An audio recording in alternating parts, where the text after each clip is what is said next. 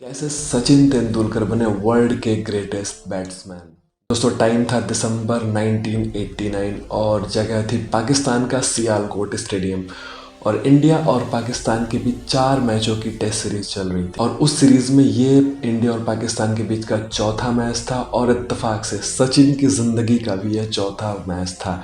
मात्र 16 साल के सचिन की जिंदगी और उससे पहले जो उन्होंने मैच खेले थे उसमें वो काफ़ी वाहवाही लूट चुके थे और दर्शकों को ये लग रहा था कि हो सकता है कि आने वाले टाइम में सचिन में एक बहुत ही बड़ा स्टार बन के उभरे। ये जो टेस्ट सीरीज चली थी दोस्तों, इसमें भारत और पाकिस्तान के बीच 3 मैच हो चुके थे और स्कोर था 0-0। ये चौथा मैच था और ये निर्णायक मैच होने वाला था। पहली पारी में भारत ने 65 रन की बढ़त ले ली थी, लेकिन वसीम अकरम और वकार यूनुस की खतरनाक गेंदबाजी ने भारत की दूसरी पारी में 4 विकेट के लॉस पर 35 रन पर लाकर खड़ा कर दिया।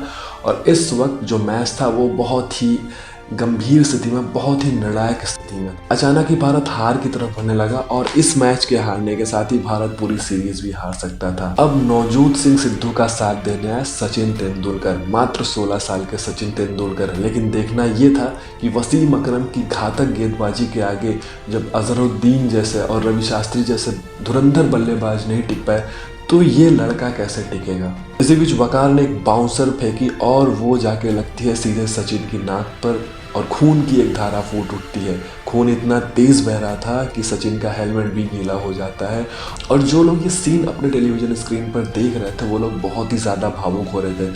उन्हें लग रहा था कि इस लड़के का क्रिकेट करियर अब खत्म हो गया हमेशा के लिए। इसके साथ ही साथ इंडिया की जो फिजियो टीम थी, इंडिया की जो मेडिकल टीम थी, वो तुरंत ही भागी भागी ग्राउंड पे आई और उनकी जो पहली प्रायोरिटी थी वो ये थी कि जो खून बह रहा है उसको रोके।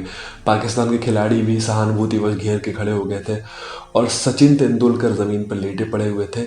इसी बीच नवजोत सिंह सिद्धू उनके पास आते हैं और उनको कहते हैं कि तुम इंजर्ड हो गए हो, तुम वापस चले जाओ ड्रेसिंग रूम में और थोड़ा सा रेस्ट करो और अगर तुम सही हो जाते हो तो बाद में खेलने आ जाना, जिससे तुम्हें थोड़ी सी कम घातक गेंदबाजी फेस करने का चांस मिलेगा और शायद तुम फील्ड में टिक भी पाओ। लेकिन क्या आप इमेजिन कर सकते हो कि उस टाइम क्या हुआ होगा। सचिन तेंदुलकर 16 साल के उस नवयुवक ने नवजोत सिंह सिद्धू का हाथ गुस्से में झटक दिया कि यार तुम मुझे क्या सलाह दे रहे हो। उस टाइम तो वो बहुत गुस्से में थे। उन्होंने कहा कि मुझे आप कह रहे हैं कि मैं फील्ड से वापस चला जाऊं, मैं यहाँ पे खेलने के लिए आया हूँ, मैं फील्ड से कहीं भी नहीं जाने वाला हूँ। और उसके बाद उन्होंने वो 2 मैजिकल वर्ड्स बोले, मैं खेलेगा, मैं खेलेगा।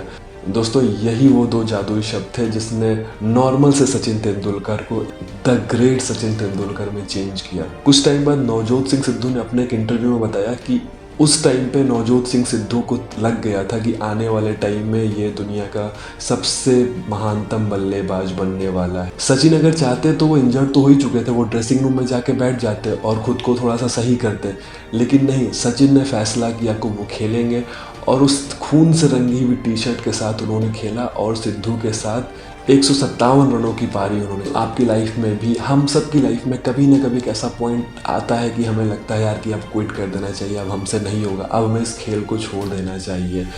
लेकिन उसी टाइम पे आपको सबसे ज़्यादा ज़रूरत होती है ये बोलने की कि मैं खेलेगा। अपनी स्लीव ऊपर करिए और बोलिए कि मैं खेलेगा, मैं लड़ेगा, मैं जीतेगा।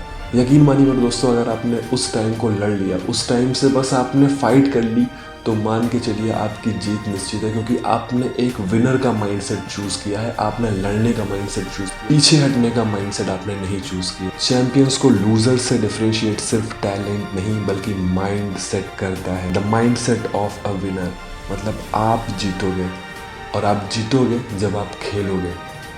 You are the winner, you are the warrior.